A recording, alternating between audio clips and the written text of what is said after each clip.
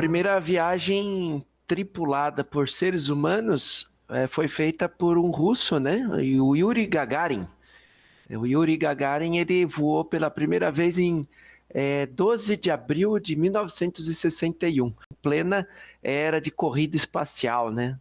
Tanto é que até hoje existe um evento mundial comemorativo, né?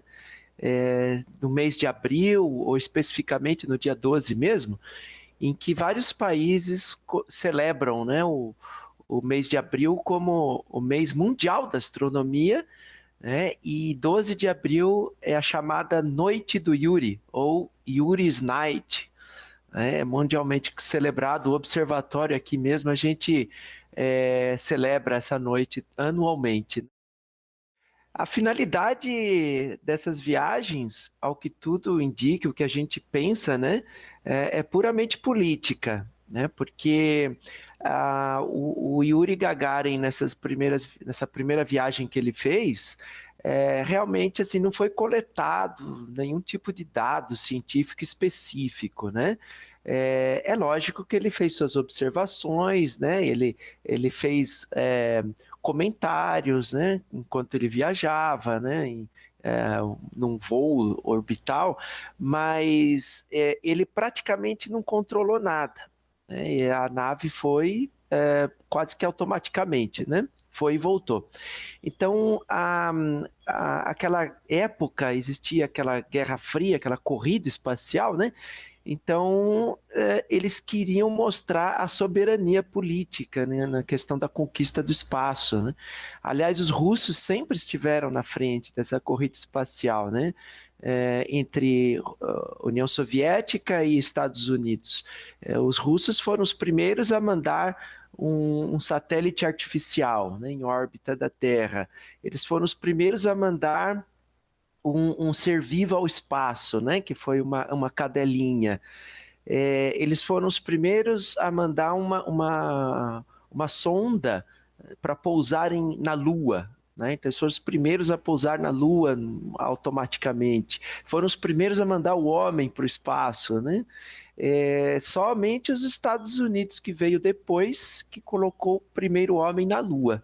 Né? Mas, na verdade, a União Soviética sempre esteve na frente dessa corrida. Acontece que os Estados Unidos sabem fazer bem uma propaganda, né? E os russos, eles ficam mais escondidinhos, né? Não fazem tanta propaganda assim. Teve certamente assim, uma grande contribuição científica, né? Os astronautas das missões Apollo trouxeram várias amostras, né, de rochas lunares, né, que até hoje são analisadas, estão em museus, etc. Né? Mas a gente tem a clara sensação de que o principal objetivo era realmente uma questão política, né?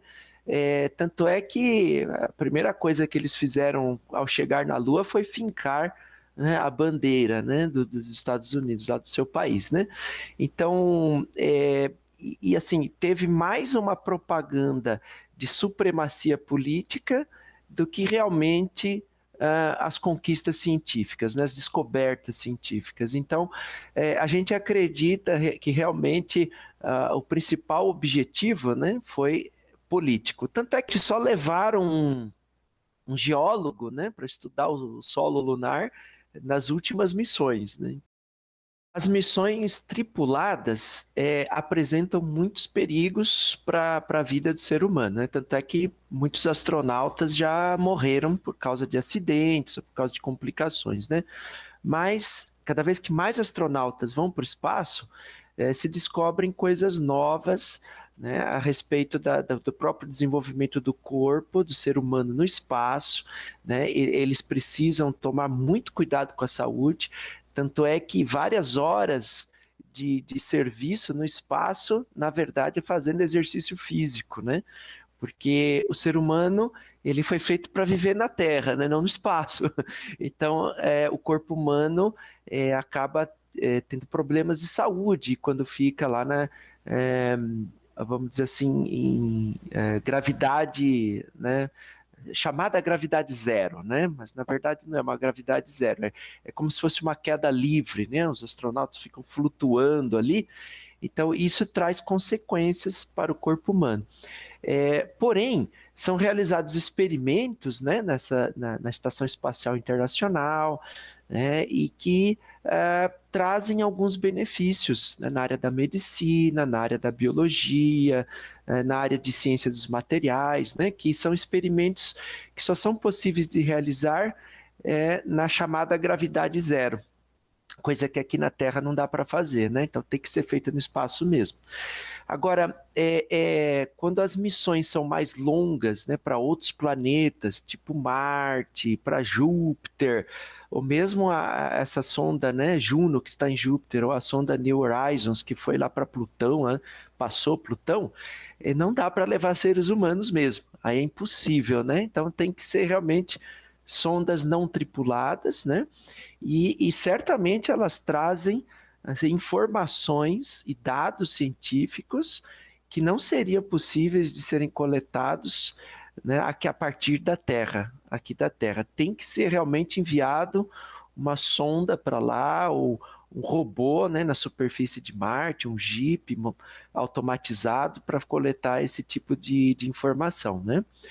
Agora, existe uma nova corrida espacial aí para querer chegar em Marte, né? Então, existe aí o objetivo do ser humano chegar até Marte. Então, temos aí um equacionamento mais difícil, porque é uma viagem muito mais longa, né? Para chegar até a Lua são 2 dias de viagem, uma nave, né, que a gente conhece, da tecnologia atual. Agora, para chegar até Marte levam meses, e uma viagem de ida e volta, 2 anos. Se é que tem volta, né, nesse tipo de viagem, eles estão estudando. Então já é uma viagem que vai afetar muito mais o ser humano, né? Talvez o ser humano deva ir para Marte e ficar por lá e acabar morrendo por lá, os primeiros seres humanos a pisar em Marte, né? Então realmente as sondas espaciais trazem dados astronômicos assim, num volume tão grande de dados que até hoje a quantidade de dados que eles coletaram não estão todos analisados. Ainda vai levar anos para serem analisados. Assim como a Guerra Fria lá entre os dois países, né, União Soviética e Estados Unidos, era uma questão política, uma briga de ego também, vamos dizer assim, né, no fundo, no fundo. Parece que hoje também, né? Um quer se mostrar mais que o outro. Tanto é que o outro tinha viagem marcada lá para o dia 20 de julho e o outro bilionário antecipou uns dias para ir primeiro, né? Nada como ter muito dinheiro, né? Porque eles conseguem construir foguetes. Puxa, é uma coisa muito cara fazer um foguete desse tipo, né? E as naves, elas foram automatizadas, né? Na verdade, eles não comandaram absolutamente nada.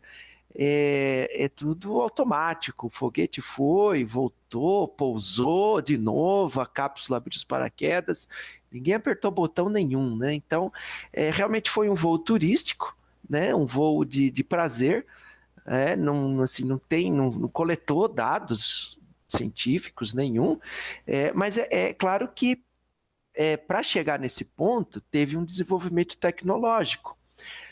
Apesar de serem empresas particulares, né, empresas privadas, então muitas dessas tecnologias são privadas e não são divulgadas, né?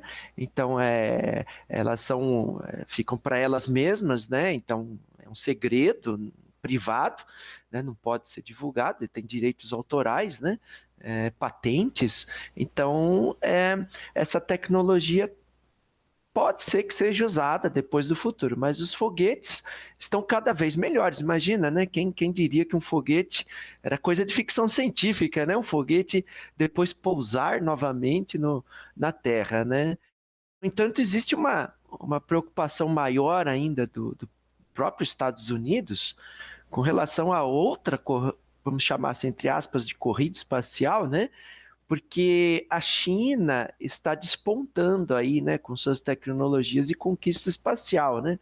Eles pousaram no lado oculto da Lua, colocaram o robô lá em Marte também, né? Já comentaram, né, de armas no espaço, né? Também existe aí uma parceria entre China e Rússia, né? A Índia também está aí despontando nessa questão do espaço, e você sabe, né? Conquistar o espaço também envolve poder militar, né? Então os Estados Unidos ficam extremamente preocupados com isso.